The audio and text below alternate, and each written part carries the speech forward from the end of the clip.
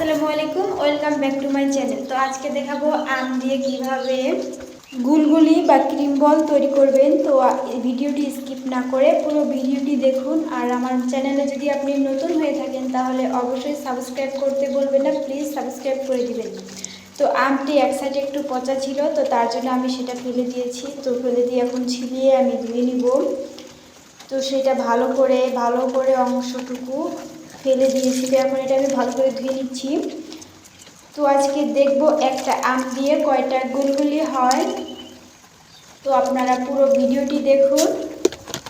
তো এখন এই আমটি চিপে রসটুকু আমি বের করে নিচ্ছি। তো ভালো করে এটা চিপে নিচ্ছি। তো একটা আমের ভিতরে দেখতে পারতেছেন কতটুকু রস থাকে। তো এখন আমি এটা ভালো করে চিপে চিপে রসগুলো বের করতেছি। এই কাজটি ধীরে ধীরে করতে হবে, কিছুক্ষণ সময় নিয়ে করবেন, কারণ একটি আমের থেকে রস বের করতে একটু সময় তো লাগবেই। তো এই আমের গুলগুলিটা অনেকটা মজাদার, অনেকটা সুস্বাদু। এটা আমি আগে কখনো খাইনি, আমিও খেয়ে আমার কাছে অনেকটা ভালো লেগেছে। আপনারা এভাবে বানিয়ে খাবেন আর দেখবেন আপনাদের কাছে অনেকটা ভালো লাগবে। তো রসটা বের করা কমপ্লিট হয়েছে। তো আমি এখানে পরিমাণ মতো চিনি দিয়ে দিচ্ছি আর লবণ দিয়ে দিচ্ছি। তো এখন আমি এটা ভালো করে মিক্সার করে নিয়েছি। তো এখন এখানে আমি ময়দা দিয়ে দিচ্ছি। তো ময়দা বা চালের গুঁড়া দিলেও হবে, যার কাছে যেটা আছে সেটা দিলেই হয়ে যাবে। তো আমি এখানে ময়দা অ্যাড করে দিচ্ছি। এখন এটা ভালো করে মিক্সার করে নিব। তো এটা ভালো করে মিক্সার করব, আমি এখানে কোনো পানি অ্যাড করব না। তো আমার একটা আমের রস দিয়ে যতটুকু হয় ঠিক ততটুকুই আমি এখানে বানাবো।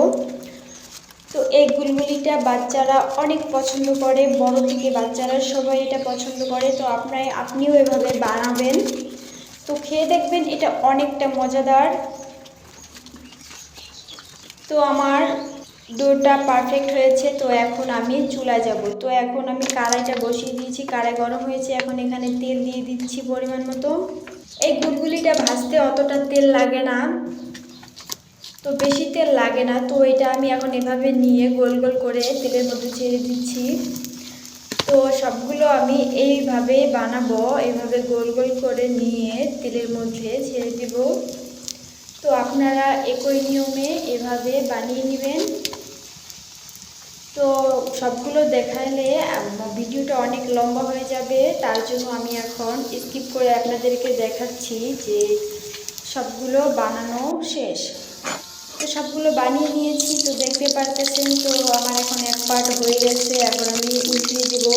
তো আমার কিছুক্ষণ আগেই উল্টানোর দরকার ছিল, এটা একটু লালচে লালচে বেশি হয়ে গেছে, তো সমস্যা নেই। তো আমি এখন উল্টিয়ে দিচ্ছি। তো দেখতে পারতেছেন কতটা ফুলে উঠছে। তো এটা মিডিয়াম আঁচে ভাজতে হবে, এটা যেন পুড়ে না যায়।